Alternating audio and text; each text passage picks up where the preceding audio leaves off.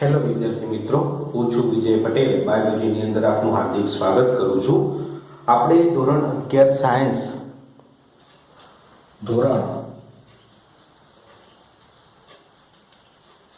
Science પ્રકરણ number 13 પ્રકાશ સંશ્લેષણ સાથે સંબંધિત ચેપ્ટરની ચર્ચા વિચારણા કરતા હતા. એની અંદર આજનો આપણો ટોપિક છે કે પ્રકાશ સંશ્લેષણની અંદર કયા પ્રકારના રંજક દ્રવ્યો ભાગ લેશે. તો જોઈએ પ્રકાશ સંશ્લેષણમાં કેટલા રંજક દ્રવ્યો ભાગ લેશે. તો જોઈએ પ્રકાશ સંશ્લેષણમાં કેટલા રંજક દ્રવ્યો ભાગ લે છે. આ ટોપિક સાથે આપણે થોડી ચર્ચા વિચારણા કરીએ. આપણે વનસ્પતિઓને દેખીએ છીએ ત્યારે વનસ્પતિની અંદર પર્ણ જુદા રંગનું દેખાય છે, પુષ્પ જુદા રંગનું દેખાય છે. પુષ્પની અંદર પણ વિવિધ પ્રકારના રંગો દર્શાવતા પુષ્પો તમને જોવા મળે છે. લાલ રંગનું પુષ્પ, પીળા રંગનું પુષ્પ, વનસ્પતિના પર્ણનો રંગ એ લીલા રંગનો જોવા મળે છે. તો આ અદ્ભુત દ્રશ્ય કેવી રીતે નિર્માણ પામતું હશે? આ વનસ્પતિની અંદર જુદા જુદા રંગો એ કેવી રીતે એ જોવા મળતા હોય છે? કોણ ભાગ ભજવે છે આ રંગોની અંદર? તો વનસ્પતિઓની અંદર રંગ ઉત્પન્ન કરવા માટે એ રંજક દ્રવ્યો એ જવાબદાર બનતા હોય છે. વનસ્પતિમાં રંગ ઉત્પન્ન કરવા માટે રંજક દ્રવ્યો એ જવાબદાર બનતા હોય છે.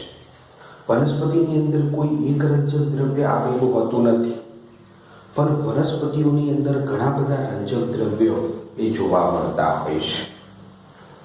વનસ્પતિની અંદર એ જોવા મળતા રંજક દ્રવ્યો લખીએ આપણે. વનસ્પતિમાં જોવા મળતા રંજક દ્રવ્યો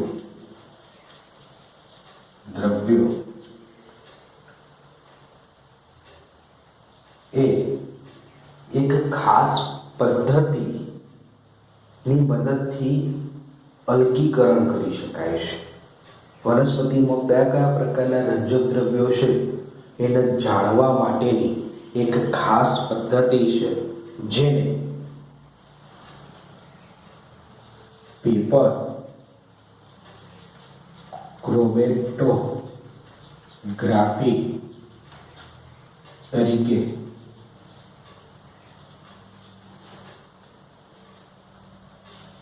ઓળખાતી પદ્ધતિ દ્વારા રંજક દ્રવ્યનું અલગીકરણ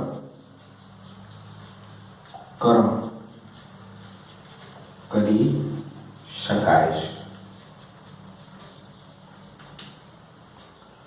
વનસ્પતિની અંદર જુદા જુદા રંગ માટે એ રંજક દ્રવ્યો જવાબદાર હોય છે, અને એ રંજક દ્રવ્યોને જો ઓળખવા હોય કે કેટલા પ્રકારના રંજક દ્રવ્યો પ્રેઝન્ટ છે વનસ્પતિઓમાં, તો એ માટેની સૌથી સામાન્ય પદ્ધતિ એ પેપર ક્રોમેટોગ્રાફી છે. લેબની અંદર, પ્રયોગશાળાની અંદર એ આ પેપર ક્રોમેટોગ્રાફી કરી શકાય છે. હવે જોઈએ કે વનસ્પતિઓની અંદર રંગ ઉત્પન્ન કરવા માટે કોઈ એક રંજક દ્રવ્ય જવાબદાર નથી, પરંતુ વનસ્પતિઓમાં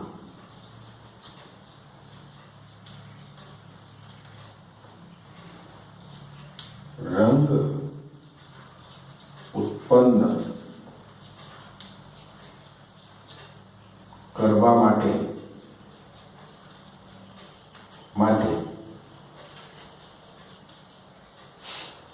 કોઈ એક રંજક દ્રવ્ય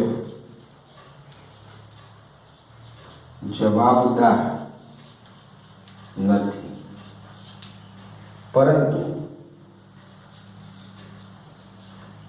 મુખ્ય 4 પ્રકારના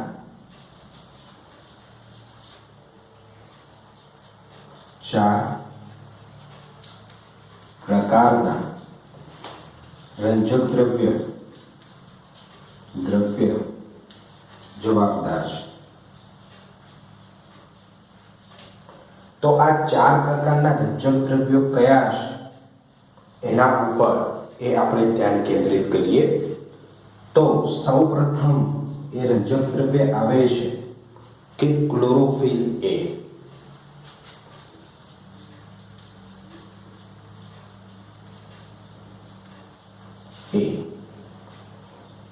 ક્લોરોફિલ એ પેપર ક્રોમેટોગ્રાફી અલગીકરણ પદ્ધતિમાં એ કેવા પ્રકારના રંગ સાથે નિર્દેશિત કરે છે? તો પેપર ક્રોમેટોગ્રાફી અલગીકરણ પદ્ધતિમાં ક્લોરોફિલ એ ચળકતા વાદળી રંગ સાથે લીલો રંગ આપે છે. તો અહીંયા આપણે લખીએ ક્લોરોફિલ એ પેપર ક્રોમેટોગ્રાફીની અંદર ચળકતા વાદળી રંગ સાથે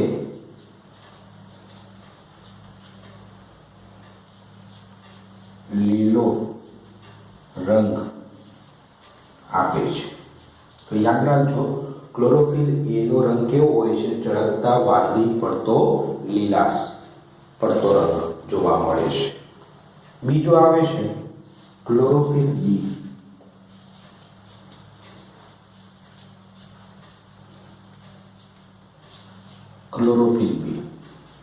આ ક્લોરોફિલ બી એ પેપર ક્રોમેટોગ્રાફી અલગીકરણમાં કેવા પ્રકારનો રંગ સૂચવે છે?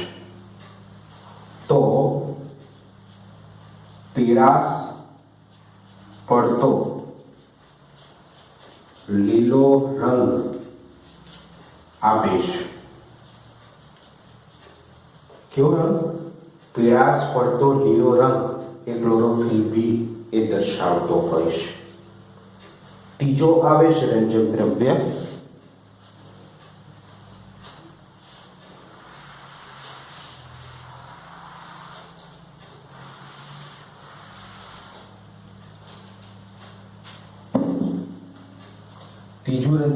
આવે છે ઝેન્થોફિલ. ઝેન્થોફિલ એ કેવા રંગનું હોય છે? તો ઝેન્થોફિલ એ પીળાશ પડતા રંગનું હોય છે. પીળાશ પડતો રંગ દર્શાવે છે, પીળો રંગ દર્શાવે છે. અને ચોથું રંજક દ્રવ્ય આવે છે કેરોટીનોઇડ્સ.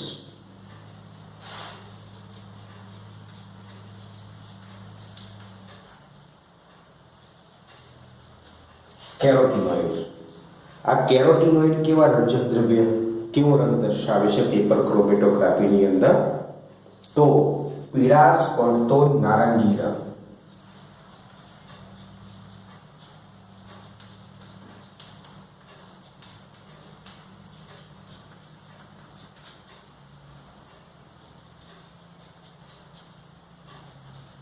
પીળાશ પડતો નારંગી રંગ એ કેરોટીનોઇડ દર્શાવે છે.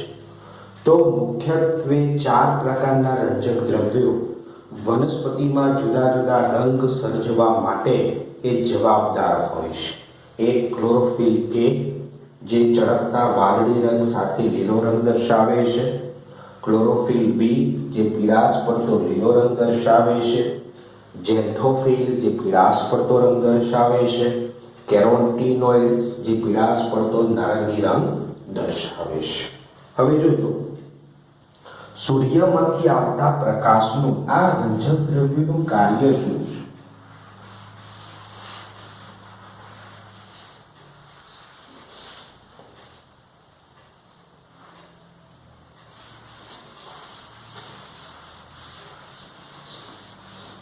તો મુખ્યત્વે 4 પ્રકારના રંજક દ્રવ્યો થઈ ગયા. હવે આ રંજક દ્રવ્યોનું કાર્ય શું છે?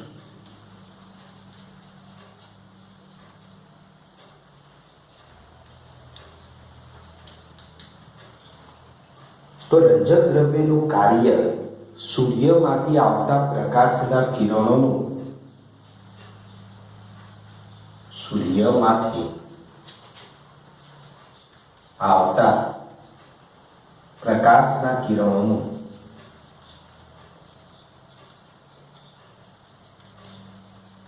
કિરણોનું શોષણ કરે છે, જેથી કરીને પ્રકાશ સંશ્લેષણની પ્રક્રિયા એ આસાનીથી કરી શકાય છે. બરોબર. આપણે જાણીએ છીએ કે સૂર્યમાંથી આવતા પ્રકાશનું કિરણ એ 7 ઘટક રંગોમાં વિભાજિત છે, અથવા તો 7 ઘટક રંગોનું એ બનેલું છે. તો જોઈએ, સૂર્યમાંથી આવતું પ્રકાશનું કિરણ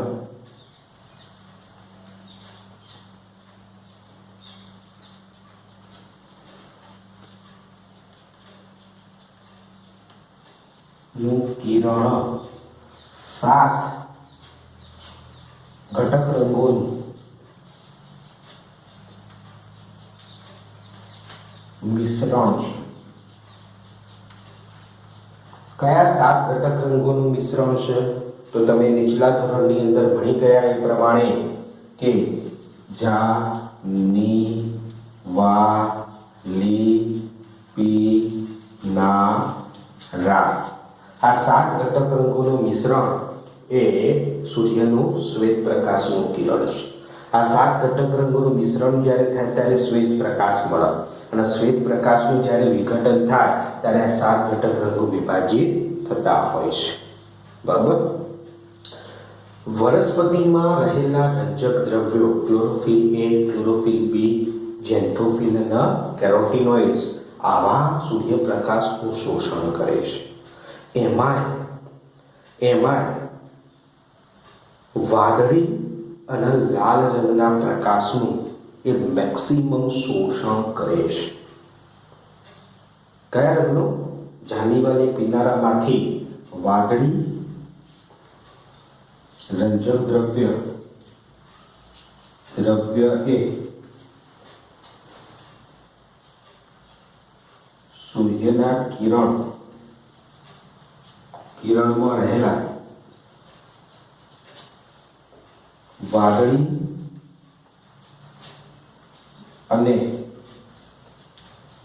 લાલ રંગના પ્રકાશનું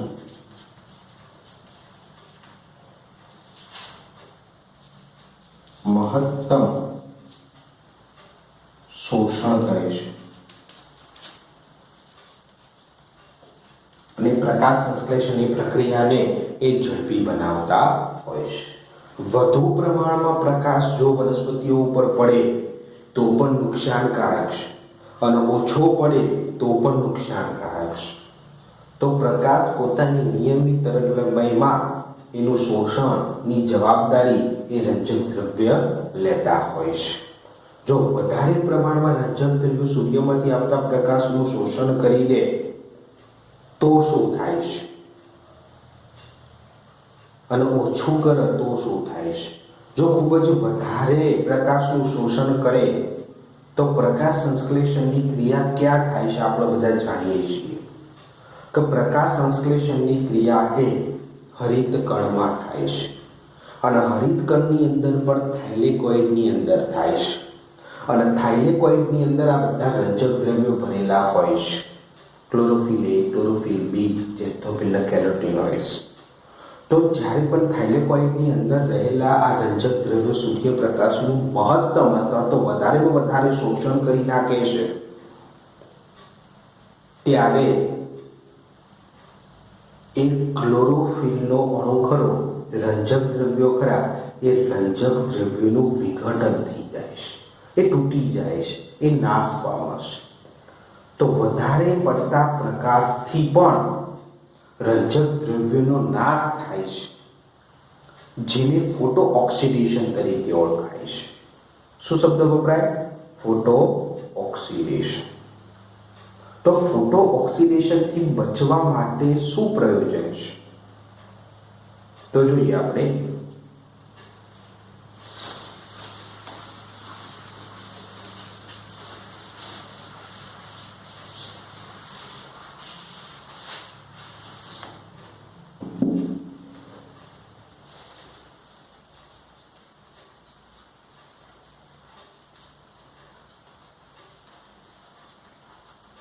ફોટો ઓક્સિડેશનની વ્યાખ્યા આપણે બોલ્યા કે સૂર્યમાંથી આવતા રંજક દ્રવ્યો જો ખૂબ જ વધારે પ્રમાણમાં પ્રકાશનું શોષણ કરે તો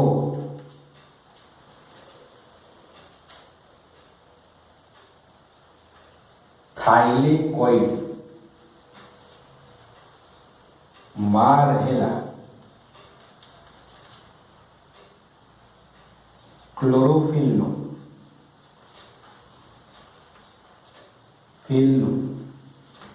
વિઘટન થાય છે, જેને ફોટો ઓક્સિડેશન કહે છે. જો થાઇલેકોઇડની અંદર રહેલા ક્લોરોફિલનું રંજક દ્રવ્યનું વિઘટન થાય તો પ્રકાશ સંશ્લેષણની પ્રક્રિયા થઈ શકતી નથી.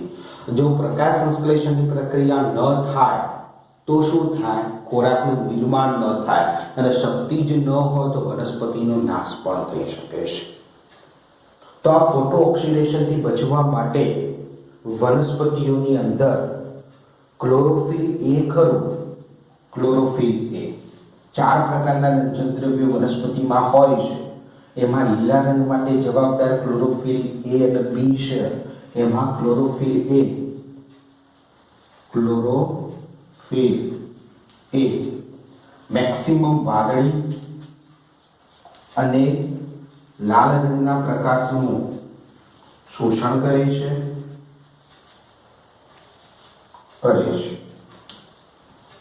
તદુપરાંત એ સિવાયના જે રંજક દ્રવ્યો ખરા એ પણ પ્રકાશનું શોષણ કરે છે અને જે શોષાયેલો પ્રકાશ ખરો એ બધો કોને આપી દે છે? ક્લોરોફિલ એને આપી દે છે. જેથી કરીને બધો જ લોડ, બધા જ પ્રકાશના શોષણની ઘટના, વધારાનો પ્રકાશનું શોષણ એ ક્લોરોફિલ એ દ્વારા ન થાય અને ક્લોરોફિલ એનું વિઘટન ન થાય, જેથી કરીને ફોટો ઓક્સિડેશનથી ક્લોરોફિલ એ બચી શકે.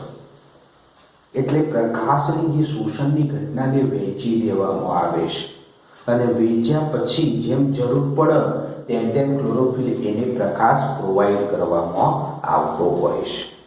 તો આના આધારે આપણે કહી શકીએ કે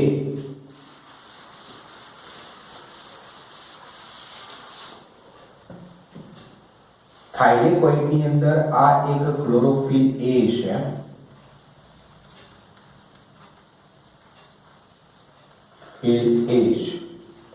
બીજા રંજક દ્રવ્યો છે.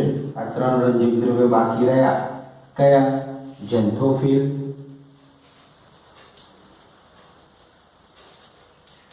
ક્લોરોફિલ બી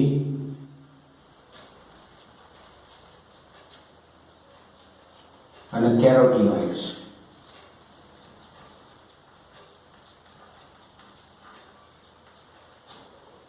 તો પ્રકાશ, સૂર્યમાંથી આવતો પ્રકાશ ખરો એનું શોષણ કરે તો સૂર્યમાંથી આવતા પ્રકાશનું શોષણ ક્લોરોફિલ એ દ્વારા પણ થાય અને ક્લોરોફિલ બી, ઝેન્થોફિલ અને કેરોટીનોઇડ પણ દ્વારા થાય છે.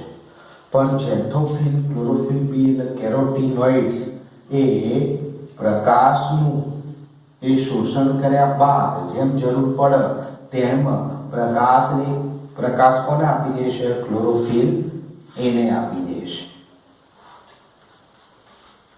તો રંજક દ્રવ્યોમાં મુખ્ય રંજક દ્રવ્ય કયું થયું? ક્લોરોફિલ એ થયું.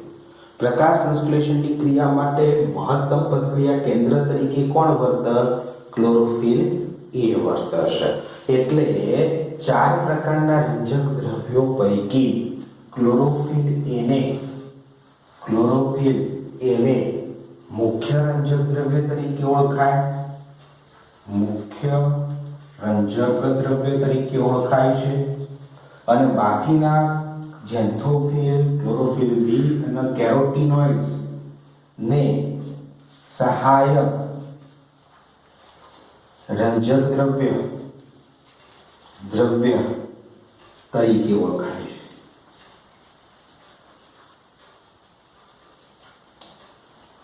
તો પરીક્ષામાં પ્રશ્ન પૂછાય સહાયક રંજક દ્રવ્યો નીચેના પૈકી કયા હશે, મુખ્ય રંજક દ્રવ્યો નીચેના પૈકી કયા હશે, તો એ તમારે આના ઉપરથી ખ્યાલ આવી જશે.